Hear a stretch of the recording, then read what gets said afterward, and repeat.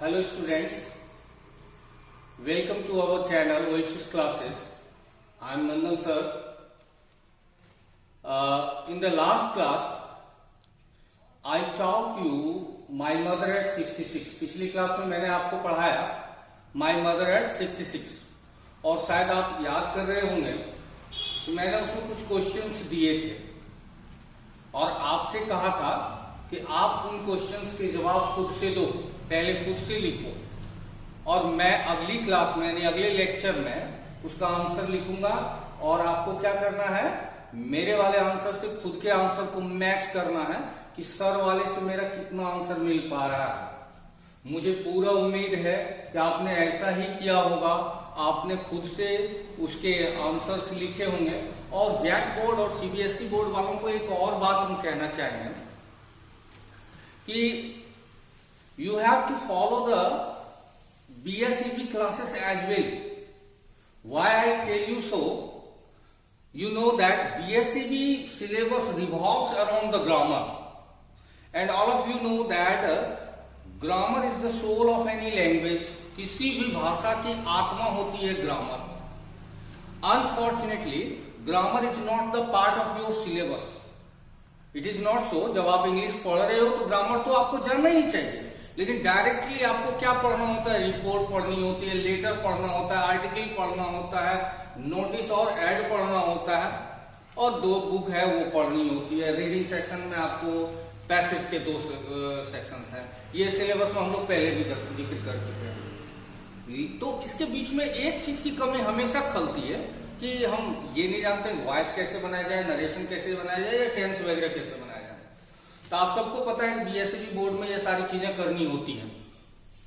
तो आप साथ में बीएसईबी बोर्ड वाला जो वीडियो अपलोड किया जा रहा है उसको भी देखते रहो, उसको भी व्यू करते रहो ताकि आपकी ग्रामर अपडेटेड रहे। ज्यादा टाइम आपका लेंगे नहीं, क्योंकि हमारी जो टारगेट है आज की, सबसे पहले डिस्कस करेंगे हम लोग आज माई मदर एट 66 के जो क्वेश्चंस हैं उसका आंसर क्या हो आपने लिखा ही होगा।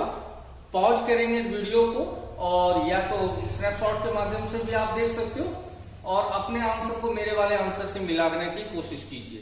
तो देखते हैं क्या है। पहला क्वेश्चन था where is the poetess going and who is with her. कवित्री कहां जा रही है और उनके साथ कौन है। Let us check our answer. The poetess is going to Cochin airport. Poetess कहां जा रही है, कोचीन एयरपोर्ट। जैसा आपने कविता में भी पढ़ा था, कोचीन एयरपोर्ट जा रही है। Her mother was going with her to see her off. I have made you write the meaning of see off. See off की हिंदी होती विदा करना। तो उनकी माँ उनके साथ जा रही थी, उनको क्या करने के लिए जा रही थी, विदा करने के लिए जा रही थी, क्योंकि वो बाहर जा रही थी, विदेश जा रही थी, तो अपनी बेटी को विदा करने के लिए उनके साथ उनकी माँ भी जा रही थी। पहला क्वेश्चन है। दूसरा था क्या, what did the poetess observe in her mother. कि कवित्री ने अपने माँ में क्या निरीक्षण किया, क्या गौर किया। ऑब्जर्व मतलब होता है किसी चीज को निरीक्षण करना, किसी चीज को गौर से देखना। तो देखते हैं क्या। She noticed that her mother was looking very weak and pale. I have made you write the meaning of pale. पीला पड़ जाना, फीका हो जाना, रंग उड़ जाना, ये सारे हम लोग क्या कहते हैं, पेल। तो उनकी माँ सी नोटिस, उन्होंने गौर किया, नोटिस मतलब गौर करना, उन्होंने गौर किया कि हर mother was looking very weak and पेल। उनकी माँ कैसी लग रही थी, कैसी दिख रही थी, बहुत ही कमजोर, बहुत ही मध्यम, बहुत ही फीका, रंगहीन। The poetess has compared her with a corpse. You might be remembering I had made you write the meaning of corpse. Corpse means dead body of a human being. लाश, किसी मनुष्य की लाश को हम लोग कॉर्प्स कहते हैं। तो माँ की तुलना कवित्री ने किससे किया है, the poetess has compared her with A corps. माँ की तुलना कवित्री ने किससे किया है, एक लाश से किया है। अगला है what did she observe eight the airport. Airport पर अपने माँ को देखा कवित्री ने, तो उन्होंने क्या ऑब्जर्व किया, क्या गौर किया।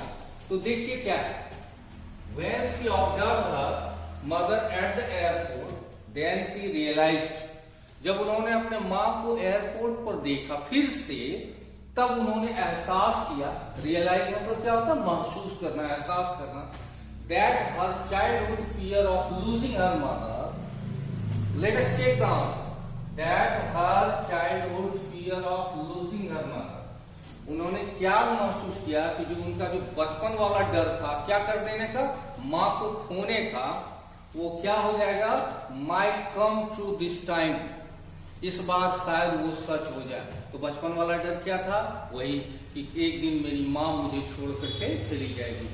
उनको ऐसा लगा एयरपोर्ट पर, उनकी अवस्था को देख करके वो जिस तरह से जर्जर, रंगहीन, कमजोर नजर आ रही थी, ऐसी स्थिति को देख करके कवित्री को ये एहसास हो गया कि मेरी माँ ज्यादा दिनों तक मेरे साथ नहीं रहेगी, शायद इस बार मैं जब लौट के आऊं तो मेरी माँ दुनिया से विदा हो चुकी होगी। और ये एहसास उनको एक दर्द के गुबार की तरह अंदर से पैदा हुई। उनको एहसास हुआ कि शायद मैं गलती कर रही हूं माँ को अकेला छोड़ करके। अगला है, why has the mother been compare to the late winters moon, माँ की तुलना लेट विंटर्स मून यानी जाते हुए शरद के चांद से क्यों किया गया है माँ की तुलना। अब हम देखेंगे, late winters moon loses its brightness and strength, late winters यानी जाते हुए शरद की चांद अपनी चमक, ब्राइटनेस को हिंदी में हम लोग क्या कहते हैं, चमक, अपनी चमक और अपनी स्ट्रेंथ मतलब ताकत, अपनी चमक और ताकत खो देता है due to fog and mist. Due to आप जानते हो फ्रेज है जिसका हिंदी क्या होता है, की वजह से, के कारण से। Late winters moon loses its brightness and strength due to fog and mist, जाते हुए शरद की चांद अपनी चमक, अपनी रंगत, अपनी ताकत खो देता है, किसकी वजह से, कोहरे और कुहासे की वजह से।